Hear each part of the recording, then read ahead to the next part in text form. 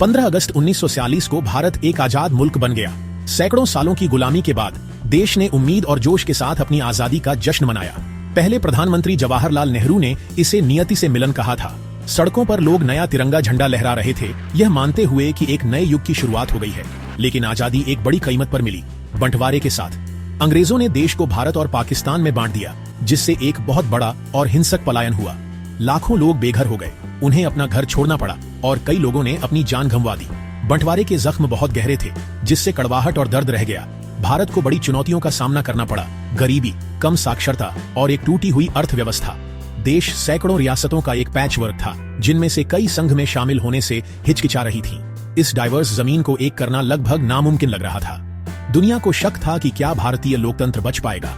नेहरू, सरदार पटेल और डॉ.बी.आर. अम्बेडकर जैसे नेताओं को इतनी बड़ी विविधता से एक राष्ट्र बनाना था। उन्हें एक ऐसा सिस्टम बनाना था जो हर नागरिक को अपनी बात कहने का मौका दे। काम यह था कि एक ऐसी अर्थव्यवस्था बनाई जाए जो लाखों लोगों को गरीबी से बाहर निकाल सके। बंटवारे के जख्मों को भरना और एकता को बढ़ावा देना बहुत जरूरी था। आगे का सफर अनिश्चित था, बाधाओं से भरा हुआ। फिर भी लोगों और उनके नेताओं के हौसले ने भारत को एक नए रास्ते पर डाल दिया। दुनिया देख रही थी कि भारत एक लोकतंत्र के तौर पर अपने पहले कदम कैसे उठा रहा है। चुनौतियां बहुत बड़ी थीं, लेकिन इरादे मजबूत थे। भारत का जन्म एक जीत और एक परीक्षा दोनों था। देश का भविष्य इस बात पर निर्भर करेगा कि वह बंटवारे और मुश्किलों से कैसे उभरता है। आधुनिक भारत की कहानी आधी रात को शुरू हुई, उम्मीद और संघर्ष के साथ।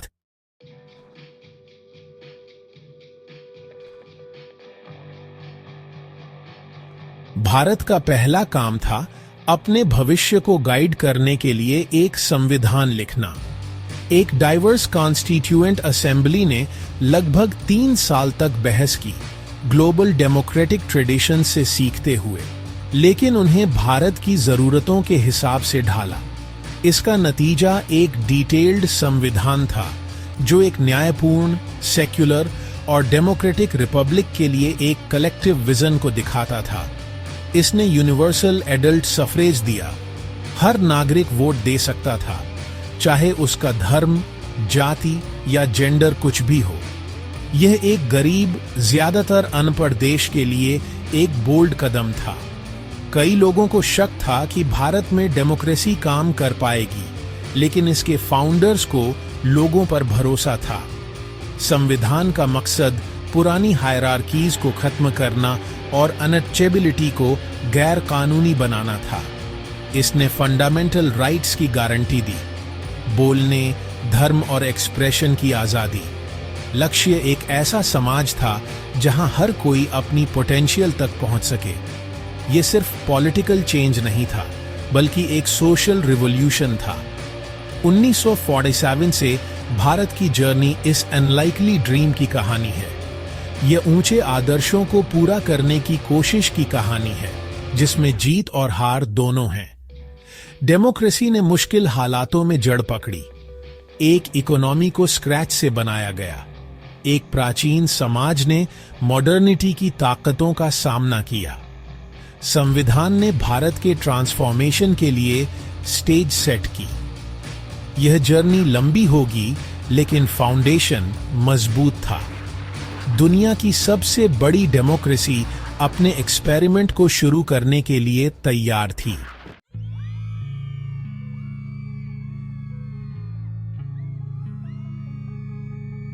आजादी के बाद इंडिया के लीडर्स ने एक यूनिफाइंग फ्रेमवर्क बनाने का सोचा, कॉन्स्टिट्यूशन, कॉन्स्टिट्यूएंट असेंबली, जिसमें लगभग 300 मेंबर थे, इंडिया की बड़ी डाइवर्सिटी को रिप्रेजेंट करती थी।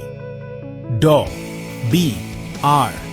अम्बेडकर, जो इसके चीफ आर्किटेक्ट थे, सोशल इनजस्टिस को खत्म करने के लिए डिटरमाइंड थे। असेंबली ने ग्लोबल मॉडल्स को स्टडी किया, लेकिन उन्हें इंडिया के यूनिक कॉन्टेक्स्ट के हिसाब से ढाला। इसका नतीजा एक ऐसा डॉक्यूमेंट था जिसमें जस्टिस, लिबर्टी, इक्वालिटी और फ्रैटर्निटी को एनश्राइन किया गया। यूनिवर्सल एडल्ट फ्रेंचाइज रिवॉल्यूशनरी था। हर एडल्ट वोट कर सकता था, चाहे उसका बैकग्राउंड कुछ भी हो।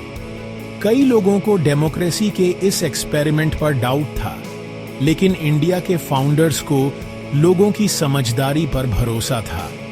26 जनवरी 1950 को कॉन्स्टिट्यूशन अपनाया गया और इंडिया एक सॉवरेन, सेक्युलर, डेमोक्रेटिक रिपब्लिक बन गया। रिपब्लिक डे सेल्फ गवर्नेंस में इस ट्रांजिशन को मार्क करता है। कॉन्स्टिट्यूशन सिर्फ एक कानून से बढ़कर था, यह इक्वालिटी और अपॉर्चुनिटी का वादा था। इसने एक मॉडर्न नेशन बनाते हुए इंडिया की डाइवर्सिटी का सम्मान करने की शपथ ली। इस फ्रेमवर्क ने बेआवाजों को आवाज दी और नई रिपब्लिक को स्टेबिलिटी दी। कॉन्स्टिट्यूशन का विजन टेस्ट किया जाएगा, लेकिन इसने इंडिया को एक बोल्ड रास्ते पर सेट कर दिया। ये एक लिविंग डॉक्यूमेंट था जो चेंज और ग्रोथ के लिए ओपन था। इंडिया की डेमोक्रेसी की नींव रखी गई। दुनिया ने देखा कि कैसे इंडिया ने अपनी नई आइडेंटिटी को अपनाया। कॉन्स्टिट्यूशन देश की आत्मा बन गया।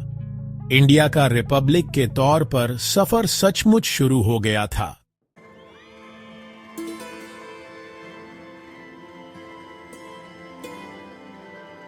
इंडिया का पहला आम चुनाव 1951 में एक बहुत बड़ा काम था। 173 मिलियन से ज्यादा लोगों को, जिनमें से ज्यादातर पहली बार वोट कर रहे थे, अपने नेताओं को चुनने के लिए बुलाया गया था। इंतजाम करना बहुत मुश्किल था। चुनावी लिस्ट, बैलेट बॉक्स और अनपढ़ वोटर्स के लिए सिंबल। फिर भी चुनाव एक कामयाब रहा। लाखों लोगों ने जोश के साथ हिस्सा लिया। यह प्रक्रिया काफी हद तक फ्री और फेयर थी, जिसने शक करने वालों को गलत साबित कर दिया। कई लोगों के लिए यह पहली बार था कि उनकी आवाज मायने रखती थी। नेहरू के नेतृत्व में इंडियन नेशनल कांग्रेस ने जबरदस्त जीत हासिल की। नेहरू के नेतृत्व ने सालों तक इंडिया की दिशा तय की। उन्होंने डेमोक्रेटिक प्रक्रियाओं का सम्मान किया और खुली बहस को बढ़ावा दिया। अपोजिशन पार्टियां सामने आईं जो कंट्रोल करती थीं और दूसरे विजन देती थीं। शांतिपूर्ण पॉलिटिकल मुकाबला आम बात हो गई। पहले चुनाव ने दुनिया के सबसे बड़े डेमोक्रेसी के तौर पर इंडिया की पहचान पक्की कर दी। डेमोक्रेसी में लोगों का विश्वास पक्का हो गया। इंडिया का सेल्फ रूल का एक्सपेरिमेंट अपनी पहली परीक्षा पास कर चुका था। एक मजबूत डेमोक्रेसी की नींव रखी गई।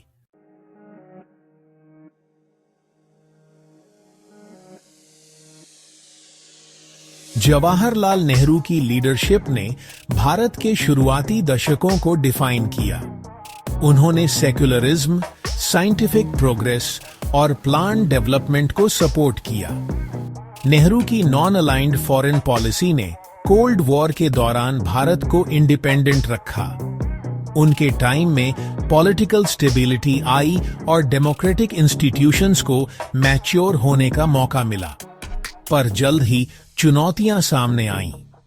भाषाई आंदोलनों ने डिमांड की कि राज्यों को भाषा के आधार पर फिर से बनाया जाए। शुरुआती रेजिस्टेंस के बाद सरकार ने नए राज्य बनाए, जिससे फेडरलिज्म मजबूत हुआ। 1962 में चाइना के साथ बॉर्डर वॉर में इंडिया की हार एक नेशनल शॉक थी। इस क्राइसिस से आत्मनिरीक्षण और पॉलिसी चेंजेस हुए, पर डेमोक्रेसी टिकी रही। कई नए देशों के उलट भारत डिक्टेटरशिप का शिकार नहीं हुआ। पार्लियामेंट ने फेलियर्स पर खुले तौर पर डिबेट किया, जो डेमोक्रेटिक रेजिलियंस दिखाता है। 1964 में नेहरू की डेथ ने सिस्टम को टेस्ट किया। लाल बहादुर शास्त्री, फिर इंदिरा गांधी को सत्ता का ट्रांसफर शांतिपूर्ण और संवैधानिक था। लीडरशिप बदली, पर डेमोक्रेसी मजबूत बनी रही। इंस्टीट्यूशंस किसी भी इंडिविजुअल से ज्यादा स्ट्रांग साबित हुए। भारत का पॉलिटिकल सिस्टम क्राइसिस और चेंज को झेल सकता था। डेमोक्रेसी की जड़ें गहरी हो चुकी थीं।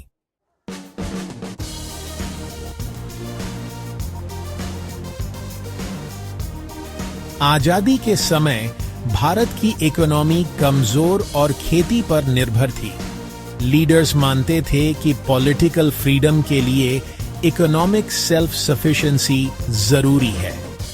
सोवियत मॉडल से इंस्पायर होकर उन्होंने डेमोक्रेसी में स्टेट लेड डेवलपमेंट अपनाया। 5 ईयर प्लान्स में पहले एग्रीकल्चर पर, फिर हेवी इंडस्ट्री पर ध्यान दिया गया। बड़े बड़े पब्लिक सेक्टर प्रोजेक्ट्स जैसे स्टील प्लांट्स, डैम, प्रोग्रेस की पहचान बन गए। स्टेट ने इन्वेस्टमेंट को लीड किया, जिसका मकसद सेल्फ रिलायंट इंडस्ट्रियल बेस बनाना था। शुरुआती कामयाबियों में एक नया इंडस्ट्रियल सेक्टर और स्किल्ड वर्कफोर्स शामिल थे। इस ग्रोथ को सपोर्ट करने के लिए IITs जैसे इंस्टीट्यूशंस बनाए गए। इस दौरान बना इंफ्रास्ट्रक्चर फ्यूचर डेवलपमेंट के लिए बहुत जरूरी साबित होगा, लेकिन प्लान्ड इकोनॉमी की अपनी कमियां थीं। ब्यूरोक्रेसी और लाइसेंस राज ने प्राइवेट एंटरप्राइज को दबा दिया। बिजनेसेस को लगभग हर चीज के लिए गवर्नमेंट से अप्रूवल लेना पड़ता था। इससे इनएफिशिएंसी, शॉर्टेजेस और कम कंज्यूमर चॉइस हुई। पब्लिक सेक्टर बढ़ा, लेकिन अक्सर बहुत ज्यादा कॉस्ट और कम प्रोडक्टिविटी पर। रैपिड इंडस्ट्रियलाइजेशन ज्यादातर इंडियंस को गरीबी से ऊपर उठाने में संघर्ष कर रही थी। प्रॉस्पेरिटी का सपना कई लोगों के लिए दूर की कौड़ी बना रहा। प्लान्ड इकोनॉमी ने एक फाउंडेशन तो बनाया, लेकिन नई चैलेंजेस भी खड़ी की। भारत की इकोनॉमिक जर्नी अभी बस शुरू ही हुई थी।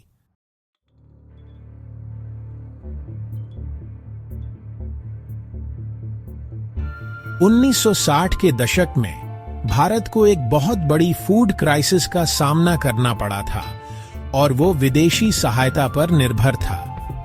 ग्रीन रिवॉल्यूशन, जिसमें शास्त्री और इंदिरा गांधी जैसे लीडर्स शामिल थे, ने अच्छी क्वालिटी के बीज, सिंचाई और खाद का इस्तेमाल करके एग्रीकल्चर को पूरी तरह से बदल दिया और भारत को फूड ग्रेन में सेल्फ सफिशिएंट बना दिया। उसी समय वर्गीज कुरियन के अमूल मॉडल के लीडरशिप में व्हाइट रिवॉल्यूशन ने लाखों ग्रामीण परिवारों को पावरफुल बनाया और भारत को दुनिया का सबसे बड़ा दूध प्रोड्यूसर बना दिया। 2 रिवॉल्यूशन, एक देश पूरी तरह से बदल गया।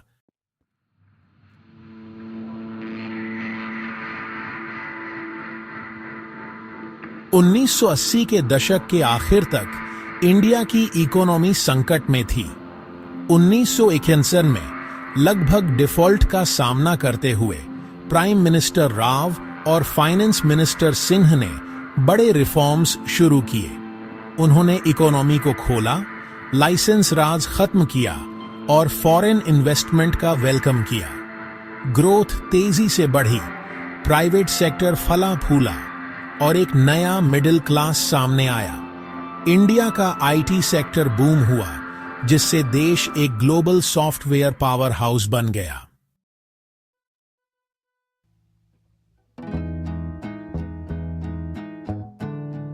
सदियों से भारतीय समाज को कठोर जाति व्यवस्था ने आकार दिया था, जिसने लोगों को जन्म और पेशे के आधार पर बांट दिया था। दलित, जिन्हें कभी अछूत कहा जाता था, उनके साथ बहुत भेदभाव और उन्हें समाज से अलग रखा जाता था। आजादी के बाद भारत के संविधान ने अस्पृश्यता को खत्म कर दिया और अन्याय को ठीक करने के लिए आरक्षण लागू किया। इस पॉलिसी ने दलितों के लिए नए मौके खोले, जिससे कुछ लोग मिडिल क्लास में आ पाए। फिर भी जातिगत भेदभाव अभी भी है, खासकर ग्रामीण भारत में। एक जाति विहीन समाज का सपना अभी भी पूरा होने में समय लगेगा।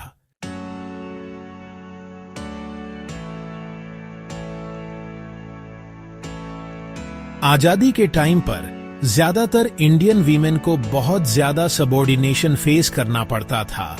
कम एजुकेशन, इकोनॉमिक डिपेंडेंस और पब्लिक में बहुत कम बात रखने का मौका मिलता था। कॉन्स्टिट्यूशन ने बराबर के अधिकार दिए, पर सच्ची एम्पावरमेंट एक लंबी लड़ाई रही है। लैंडमार्क कानूनों ने वीमेन को प्रॉपर्टी, डाइवोर्स और हार्मफुल प्रैक्टिसेस से प्रोटेक्शन के अधिकार दिए। सेल्फ हेल्प ग्रुप्स और एक्टिविज्म ने वीमेन को इकोनॉमिकली और सोशली एम्पावर किया। फिर भी चैलेंजेस अभी भी हैं। सच्ची जेंडर इक्वालिटी के लिए सफर जारी है।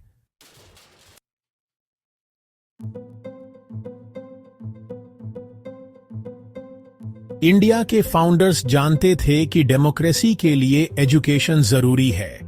जब देश आजाद हुआ, सिर्फ 12% लोग पढ़ लिख सकते थे। सरकार ने पूरे देश में स्कूल बनाए, सबका बेसिक एजुकेशन पर फोकस किया। 2009 में राइट टू एजुकेशन एक्ट ने 6 से 14 साल के बच्चों के लिए स्कूलिंग को एक फंडामेंटल राइट बना दिया। राइट टू इंफॉर्मेशन एक्ट ने सिटीजन्स को सरकार से ट्रांसपेरेंसी और जवाबदेही मांगने का पावर दिया। साथ मिलकर इन राइट्स ने इंडिया को बदल दिया है, जिससे एक ज्यादा जागरूक, सशक्त और पार्टिसिपेटरी सोसाइटी बनी है।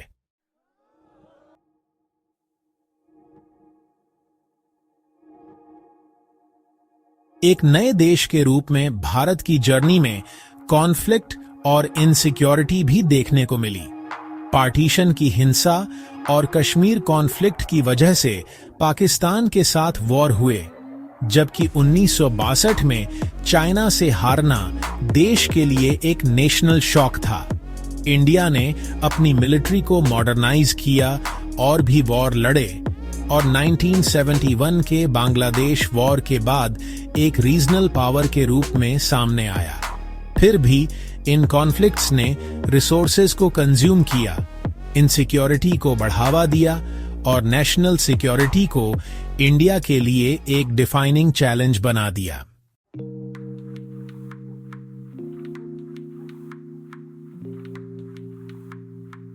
उन्नीस में पॉलिटिकल मुश्किलों और कोर्ट के फैसले के बाद प्राइम मिनिस्टर इंदिरा गांधी ने इंडिया में इमरजेंसी लगा दी। लोगों की आजादी छीन ली गई, ऑपोजिशन लीडर्स को जेल में डाल दिया गया और प्रेस पर रोक लगा दी गई। सरकार के इस कड़े कदम से लोगों में डर और गुस्सा फैल गया, लेकिन 1977 में लोगों ने इमरजेंसी को खत्म करने के लिए वोट किया और डेमोक्रेसी वापस आ गई। इस घटना ने साबित कर दिया कि इंडिया की आजादी और डेमोक्रेसी के लिए कमिटमेंट सबसे बुरे वक्त में भी कायम रह सकती है।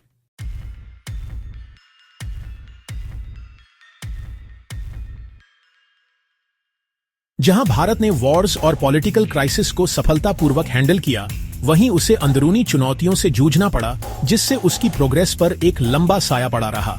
इनमें से सबसे बड़ी चुनौती गरीबी का भारी बोझ रहा है।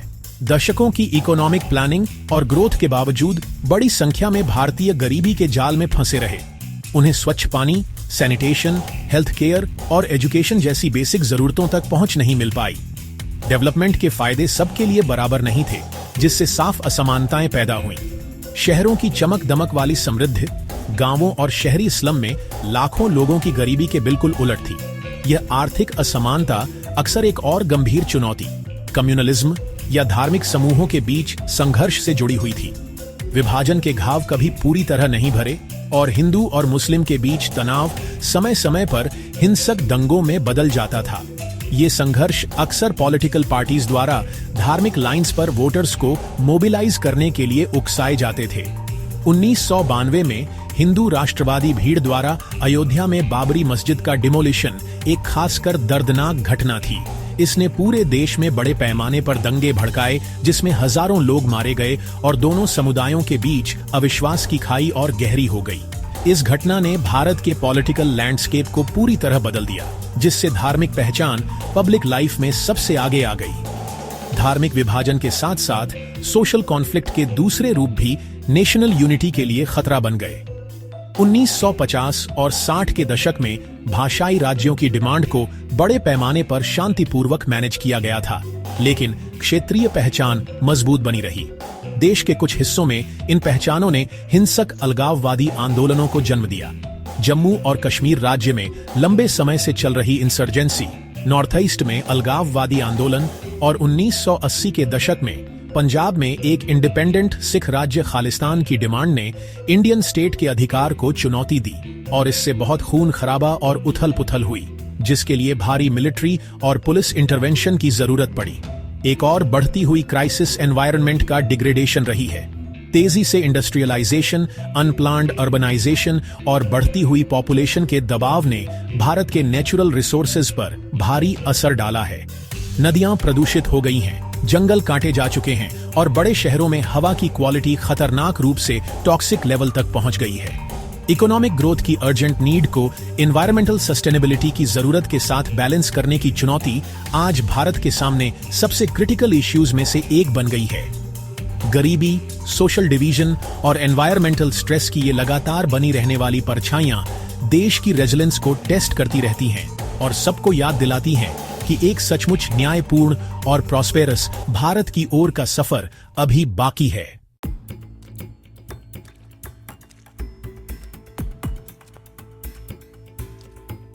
इतनी चुनौतियों के बावजूद भारत के लीडर्स ने देश को बदलने के लिए साइंस और टेक्नोलॉजी पर भरोसा किया।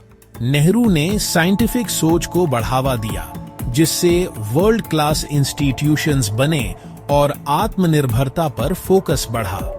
आईएसआरओ, जो शुरू में बहुत छोटे लेवल पर था, स्पेस में ग्लोबल लीडर बन गया और ऐसे सैटेलाइट्स लॉन्च किए जिनका रोजमर्रा की जिंदगी पर असर पड़ता है। चंद्रयान 3 की 2023 में मून पर लैंडिंग ने भारत को स्पेस पावर्स में शामिल कर दिया। न्यूक्लियर साइंस में डॉ. होमी भाभा के अंडर भारत ने तरक्की की और वर्ल्ड स्टेज पर अपनी जगह बनाई। ये अचीवमेंट्स भारत की साइंटिफिक ताकत और आजाद सोच को दिखाते हैं।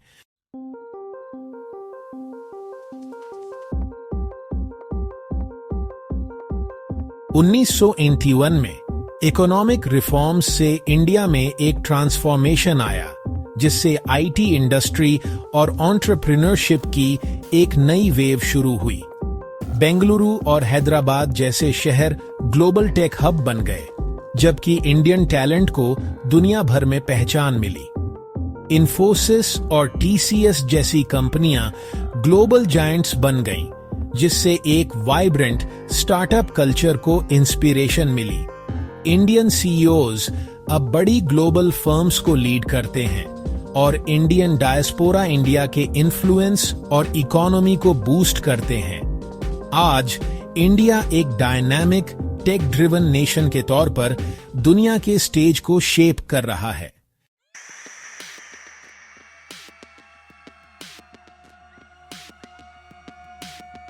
इंडिया की कहानी सिर्फ इकोनॉमिक्स और टेक्नोलॉजी के बारे में नहीं है, ये बढ़ती हुई कल्चरल इन्फ्लुएंस के बारे में भी है।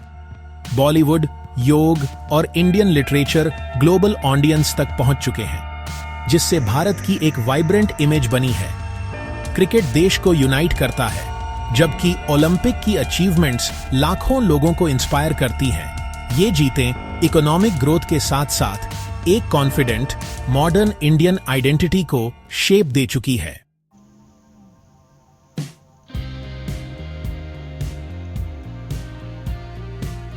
आज का भारत कई सारे विरोधाभासों, कॉन्ट्रास्ट्स वाला देश है।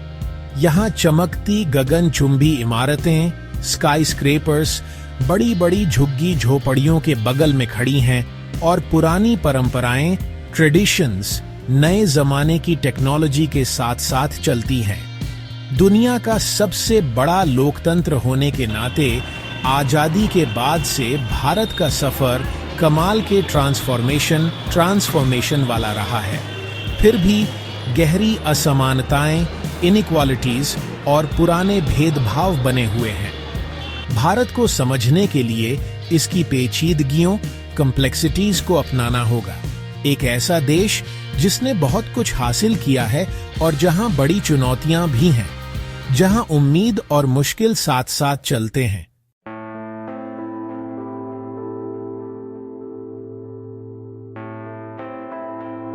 चुनौतियों के बावजूद भारत के फ्यूचर को लेकर होपफुल होने के कई रीजंस हैं। इसकी सबसे बड़ी स्ट्रेंथ इसके लोग हैं, खासकर यूथ, जो चेंज और इनोवेशन लाने के लिए ईगर हैं। डेमोक्रेसी और एंटरप्राइज की स्पिरिट अभी भी स्ट्रैंग है, जो प्रोग्रेस और रेजिलिएशन को फ्यूल करती है। इंडिया का सफर बोल्ड है। एक पुरानी सभ्यता एक मॉडर्न, इंक्लूसिव नेशन बना रही है। आगे का रास्ता मुश्किल होगा, लेकिन डाइवर्सिटी में यूनिटी और होप एक ब्राइटर, ज्यादा इंक्लूसिव इंडियन सेंचुरी में बिलीफ को इंस्पायर करते रहेंगे।